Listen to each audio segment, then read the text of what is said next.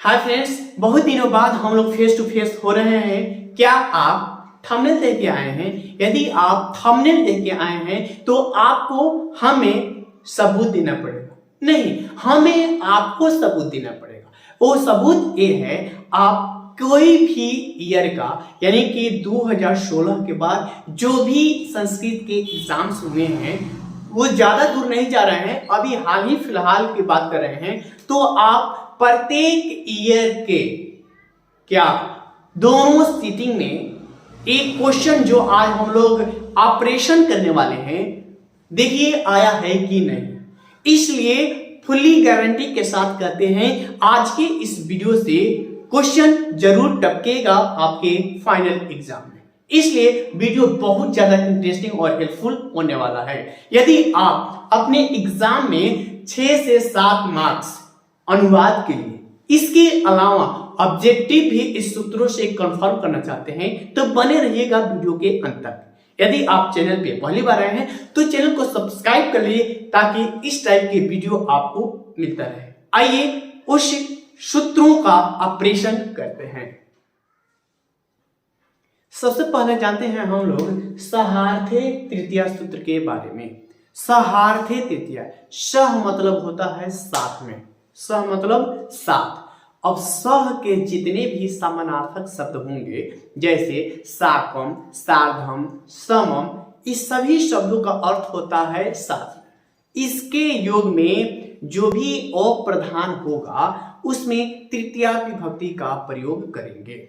अब एक शब्द आया है यहाँ पे अप्रधान, मतलब कि उस वाक्य में एक प्रधान होगा तो एक अप्रधान। अप्रधान में तृतीया विभक्ति लगाते हैं। ऑब्जेक्टिव क्वेश्चन एक बार पूछा गया है कि अप्रधान के साथ किस विभक्ति का प्रयोग होगा, तो तृतीया विभक्ति का। सहार्थे के अर्थ में किस विभक्ति का प्रयोग किया जाता है, तो तृतीया विभक्ति का प्रयोग किया जाता है। आइए एग्जाम्पल के और बातें बढ़िया तरीके से समझते हैं।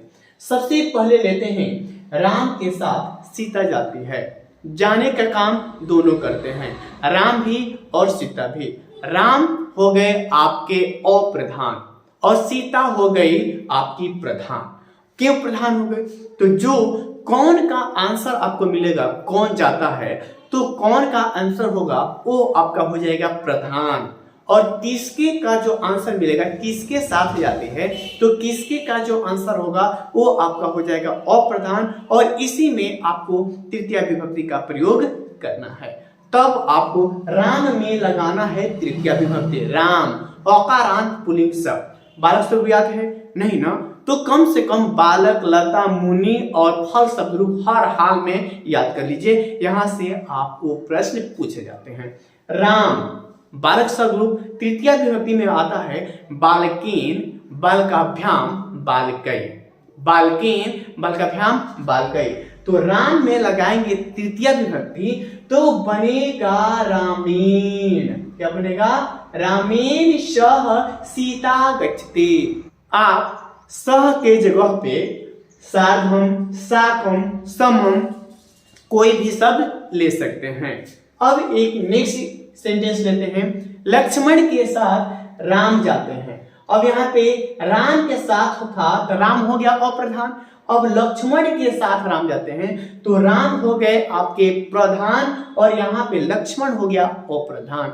लक्ष्मण के साथ किसके साथ? लक्ष्मण के साथ, तो लक्ष्मण हो गए अप्रधान। कौन जाते हैं तो कौन का जवाब जो आता है वो आपका प्रधान होता है। तो लक्ष्मण में लगाएंगे तृतीया विभक्ति तो ई हो जाएगा लक्ष्मणेन। क्या हो जाएगा? लक्ष्मणेन सह रामः गच्छति। लक्ष्मण के साथ राम जाते हैं, यानी कि जो भी अप्रधान होगा उसमें तृतीया विभक्ति का प्रयोग करेंगे। आइए नेक्स्ट है, सीता के साथ लक्ष्मण बैठे हैं। और देखिए सीता, लता शब्द रूप आपको नहीं याद है इसलिए कह रहे हैं लता, बालक, मुनि, फल शब्द रूप आप हर हाल में याद कर लीजिए। सीता लता शब्द रूप के अनुसार चलेगा। लता शब्द रूप तृतीया विभक्ति में होता है लताया, लताभ्याम, लताभि। लताया, लताभ्याम, लताभि। तो सीता में लगाएंगे प्रथमा एक वचन, तो ये हो जाएगा सीताया। क्या हो जाएगा? सीताया। शह, आप शह की जगह पे इसमें से कोई भी शब्द लिख सकते हैं। सीताया शह लक्ष्मणः तिष्ठति। सीताया शह लक्ष्मणः तिष्ठति। जगह की कमी की वजह से हम नहीं लिख पा रहे हैं, या यूं कहिएगा तो हम इधर से हो जाते हैं, लिख देते हैं सीताया सह लक्ष्मणः, सीताया सह लक्ष्मणः तिष्ठति, यानी कि सीता के साथ लक्ष्मण बैठते हैं। नेक्स्ट है हमारा रमेश गुरु के साथ। गुरु साधु शब्द रूप भी उकारांत पुल्लिंग के अनुसार साधु शब्द का रूप यहाँ पे चलेगा। साधु शब्द रूप तृतीया विभक्ति में होता है साधुना, साधुभ्याम, साधुभी। साधुना, साधुभ्याम, साधुभी। अब रमेश गुरु के साथ जाता है तो ये हो जाएगा रमेशः, रमेशः गुरु के साथ, तो ये हो जाएगा गुरुणा। गुरु शब्द रूप तृतीया विभक्ति एक वचन में होगा। रमेश गुरुणा शह विद्यालयम गच्छति, विद्यालयम गच्छते, यानी कि रमेश गुरु के साथ विद्यालय जाता है। अब आपको कंफर्म हो गया होगा सहार्थक के साथ तृतीया विभक्ति का प्रयोग करेंगे, और ऐसे सेंटेंस आपके एग्जाम में आते ही आते हैं। अब हम बताए हैं आपको राम के साथ सीता बन जाती है, कोई लकारे चेंज करके दे दे, कह देगा कि राम के साथ सीता बन गई, तो आप कहिएगा कि सर तो बताए हैं जाती है, तो जाती है तो हमने तो गच्छति लगाया है ना, लट लकार, तो रामेण सह सीता वनम अगच्छत हो जाएगा। लंग लकार का यूज करेंगे तो लंग लकार तो भूतकालिक होता है ना, तो उसके अनुसार आप लकार का भी प्रयोग करेंगे और लकार का भी ध्यान रखेंगे। अब आप एक बहुत ही अहम सूत्र एनांग विकार, यानी कि जिस अंग में कोई विकार होता है, विकार माने समझते हैं कोई बीमारी, कोई कमी उसमें होता है, तो उस अंग में तृतीया विभक्ति का ही प्रयोग करते हैं। यानी कि इस सूत्र का हो गया एनांग विकार तृतीय। अंग विकार के अर्थ में जिस अंग में कोई विकार हो, कमी हो, उसमें तृतीया विभक्ति का प्रयोग करते हैं। हमने आपकी सुविधा के लिए यहाँ पे लिख दिया। जैसे वह पैर से लंगड़ा है, पैर से यानी एक पैर की कमी की वजह से वह लंगड़ा है। अब यहाँ पे थोड़ा सा सावधान होना पड़ेगा। कैसे? देखिए, रमेश शरीर से टेढ़ा है, तो शरीर कई को? एक को। और यहाँ पे पैर से लंगड़ा है, तो अगर दोनों पैर नहीं रहता तो अपाहिज हो जाता ना। अब एक पैर है, एक, इसलिए प्रथमा विभक्ति एक वचन, तृतीया विभक्ति एक वचन का प्रयोग करेंगे। अब यहाँ पे है आंख से अंधा। अब बताइए, दोनों आंख नहीं रहेगा तब तो अंधा कहलाएगा। अगर एक आंख से अंधा है तो उसको अंधा नहीं कह, उसको काना कहा जाता है, यानी एक आंख से क्या है? काना है। तो यहाँ पे एक वचन का प्रयोग करेंगे, और दोनों आंख नहीं है, अंधा है, तो वहां पे द्विवचन का प्रयोग करेंगे। कैसे करेंगे? देखिए, जैसे वह पैर से लंगड़ा है, तो शह पैर से, पाद माने होता है पैर, और तृतीय विभक्ति बालक स्वरूप होता है बालकेन, तो यहाँ पे हो जाएगा शह पादेन, लंगड़ा का होता है खंजह, सह पादेन। ऐसा वाक्य भरे पड़े हैं, आपको प्रत्येक ईयर के प्रत्येक सीटिंग में संस्कृत में ऐसे सेंटेंस आपको मिल जाएंगे। रमेश शरीर से टेढ़ा है, शरीर अकेले है, एक वचन का, तृतीय विभक्ति एक वचन का प्रयोग करेंगे, तो रमेशः हो जाएगा रमेशः शरीर से, शरीरेण, शरीरेण तृतीय विभक्ति है, टेढ़ा है, रमेशः शरीरेण वक्रः, रमेश शरीर से टेढ़ा है। अब देखिए, मोहन पीठ से कुबड़ा है, अकेले है ना, पीठ एक ही है, तो क्या हो जाएगा? मोहनः, मोहनः पीठ से, तो ये हो जाएगा पृष्ठेन, कुबड़ा का होता है कुब्जः, रमेशः पृष्ठेन कुब्जः, रमेश पीठ से कुबड़ा है। अब देखिए, एक आया रमेश आंख से अंधा है, रमेश आंख से, मतलब यहाँ पे एक वचन का प्रयोग नहीं करेंगे, द्विवचन का प्रयोग करेंगे, तो यहाँ पर हो जाएगा रमेशः, नेत्रेण नहीं होगा, कई सारे सॉल्व पेपर में हमने देखा है कि नेत्रेण लिख दिया था, लेकिन काना है तो वहां पे आपको नेत्रेण होगा। रमेश नेत्राभ्याम हो जाएगा, क्या हो जाएगा? क्योंकि बालकेन बालकाभ्याम द्विवचन में बालकाभ्याम होता है, तो यहाँ पे हो जाएगा रमेश नेत्राभ्याम। अंधा का हो जाता है अंधा। अब यहाँ पे हम देखा रमेश आंख से काना है, मतलब एक आंख नहीं है उसका, काना है, तो यहाँ पर लिखेंगे रमेश नेत्रेण नेत्रेण काणः। रमेश आंख से क्या है? काना है। फिर मोहन कान से बह रहा है, दोनों कान, तो यहाँ पे कर्णेन न होके कर्णाभ्याम लगाएंगे। यहाँ पे होगा मोहनः मोहनः कान से कर्णाभ्याम, मोहनः कर्णाभ्याम, बधिरः मने होता है बहरा, बधिरः मने बहरा, मोहनः कर्णाभ्याम बधिरः। उम्मीद करते हैं आपको सहार्थे तृतीया और एनांग विकारः सूत्र समझ में आ गया होगा। आपसे क्वेश्चन भी पूछ लिया जाता है, रमेशः शरीरेण वक्रः में किस सूत्र का प्रयोग किया गया है? देगा सहार्थे तृतीया एनांग विकारः तृतीया धनार्थे चतुर्थी ऋचार्थानां प्रियमाण। तो आपको समझना पड़ेगा कि वो अंग विकार के अर्थ में तृतीया विभक्ति और वो सूत्र का नाम है एनांग विकारः सूत्र का प्रयोग किया गया है। उसी प्रकार यहाँ पर दे देगा सीतायाः सह लक्ष्मणः तिष्ठति में किस सूत्र का प्रयोग किया गया है? तो सहार्थे तृतीया सूत्र का प्रयोग किया गया है। ओके, नेक्स्ट बढ़ते हैं हम लोग संप्रदान कारक चतुर्थ विभक्ति का प्रयोग। और भी बहुत सारे इंपोर्टेंट सूत्र हैं, लेकिन जो मोस्ट हाईलाइटेड सूत्र हैं उसको हम सीरीज के भांति आपके बीच लेके आए हैं। उसी सीरीज में से एक पहला सीरीज है जिसमें 4 महत्वपूर्ण सूत्रों को देख रहे हैं, जिसमें से हमने देखा सहार्थे तृतीया और एनांग विकारः तृतीया। और देते हैं धनार्थे चतुर्थी, यानी कि जिसे कोई चीज दी जाती है उसमें चतुर्थ विभक्ति का प्रयोग करेंगे। अब हम कलम दे रहे हैं तो कलम में चतुर्थी नहीं लगेगा, किसको दे रहे हैं उस व्यक्ति विशेष में चतुर्थ विभक्ति का प्रयोग किया जाएगा, न कि उस वस्तु में चतुर्थ विभक्ति का प्रयोग किया जाएगा। That's clear. अब आप यहाँ पे चतुर्थ विभक्ति नहीं आ रहे तो आपके साथ समस्या हो जाएगा, इसलिए आप शब्द रूप कोई ना कोई एक याद कर लिए जहां से आपको थोड़ा हिंट्स आपको मिल सकते हैं। अब चतुर्थ विभक्ति बालक में होता है बालकाय बालकाभ्याम बालकेभ्यः, बालकाय बालकाभ्याम बालकेभ्यः। तो देखिए यहाँ पे राजा ब्राह्मणों को वस्त्र देता है। अब यहाँ पे ब्राह्मणों को एक ब्राह्मण नहीं है, 2 ब्राह्मण नहीं है, 1 से अधिक नहीं, 2 से अधिक है, तभी तो यहाँ पे राजा ब्राह्मणों को वस्त्र देता है। अब राजा में चतुर्थ विभक्ति नहीं लगेगी, राजा किसको देता है? तो ब्राह्मण को देता है, तो ब्राह्मण में लगेगा चतुर्थ विभक्ति, और चतुर्थ विभक्ति की बहुवचन का प्रयोग होगा क्योंकि यहाँ पे आया है ब्राह्मणों को। तो यहाँ पे राजा का आप राजा ही लिख सकते हैं, निरपः लिख सकते हैं, नरेशः लिख सकते हैं, कुछ भी लिख सकते हैं। हम जनरली लिखते हैं यहाँ पे, इसका सोल्यूशन हम यहाँ पे दे रहे हैं, समझदार है समझ जाएंगे। तो राजा ब्राह्मणों को वस्त्र देता है, तो यहाँ पर हो जाएगा राजा।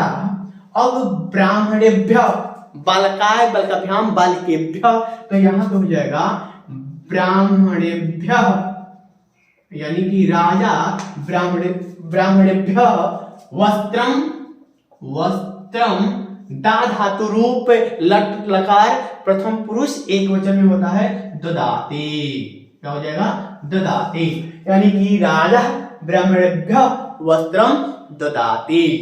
यहाँ पे माता बालक को लड्डू देती है।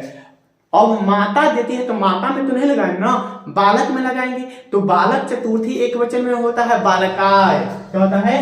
बालकाय। तो वो हो जाएगा माता बालकाय, माता बालकाय। लड्डू का होता है मोदकम, मोदकम ददाति, क्या हो जाएगा? माता बालकाय मोदकम ददाति। इसमें किस सूत्र का प्रयोग किया गया है? तो ददार्थे चतुर्थी। अब ददार्थे चतुर्थी का कौन सा उदाहरण है? अब देखिए बालकाय बालकाभ्याम बालकेभ्यः लगा होगा तो हम समझ जाएंगे, देने का अर्थ होगा तो समझ जाएंगे दनार्थे चतुर्थे सूत्र का प्रयोग किया गया है। मोहन गाय को, अब मोहन गाय को घास देता है तो अब गाय में चतुर्थ विभक्ति का प्रयोग करेंगे। अब ओकारांत पुल्लिंग शब्द होता है गवे गोभ्याम गेभ्य, गवे गोभ्याम गोभ्य, ओकारांत पुल्लिंग शब्द गाय होता है, गो माने गाय, तो ओकारांत में कहा अभी हमने बताया गवे गोभ्याम गोभ्य, तो यहाँ पे गाय अकेले है तो यहाँ पे बनाएंगे मोहन, मोहन गाय अकेले है, मोहन गौवे घास देता है तो तृणम ददाति, मोहन गौवे तृणम ददाति। उम्मीद करते हैं तीनों सूत्र आपको समझ में आ गया होगा। अब मोस्ट इंटरेस्टिंग फॉर्मूला सूत्र जहां से प्रश्न और आते भी हैं और अनुवाद, उस सूत्र का नाम है रुच्यार्थनाम प्रियमाण। रुचि का अर्थ देने वाले या फिर कोई प्रिय है उसमें चतुर्थी विभक्ति का प्रयोग करते हैं। रुच्यार्थनाम प्रियमाण अर्थात रुच धातु के योग, यानी कि वैसे धातु जिसमें किसी को कोई रुचि है उसके योग में जिस व्यक्ति को कोई चीज अच्छी लगती है तो उस चीज में नहीं उस व्यक्ति में, चीज में नहीं उस व्यक्ति में चतुर्थ विभक्ति लगती है।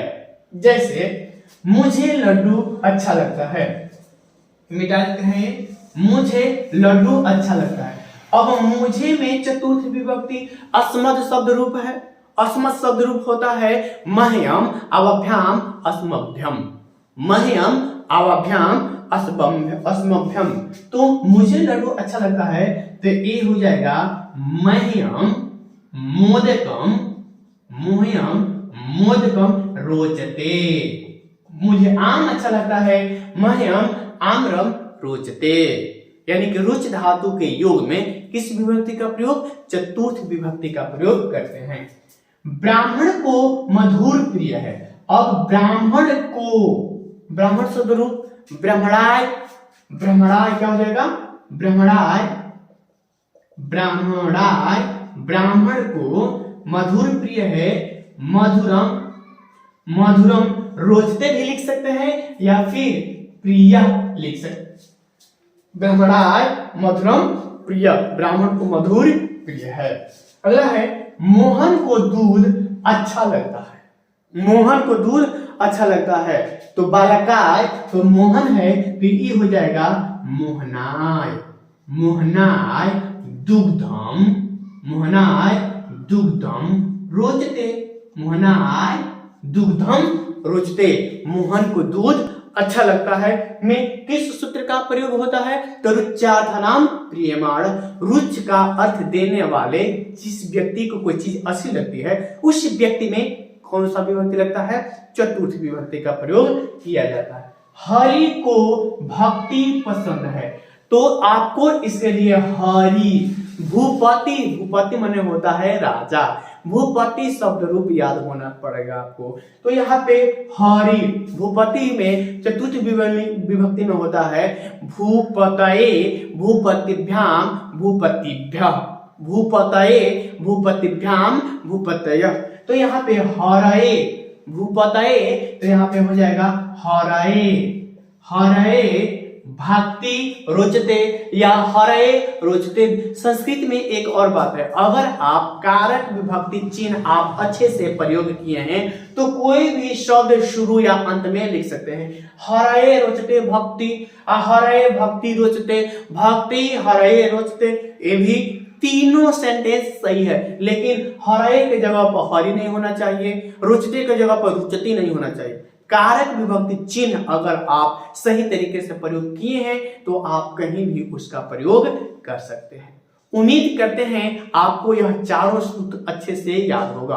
अगर आप कंफर्म कर लेते हैं तो इस चारों सूत्र से 3-4 साल में जो भी इस सूत्र से क्वेश्चन पूछे गए हैं हम लेके आएंगे। यदि आप उस सीरीज को चाहते हैं तो आप हमें कमेंट करके जरूर बताएं। मिलते हैं अगले सूत्रों के साथ, तब तक के लिए धन्यवाद।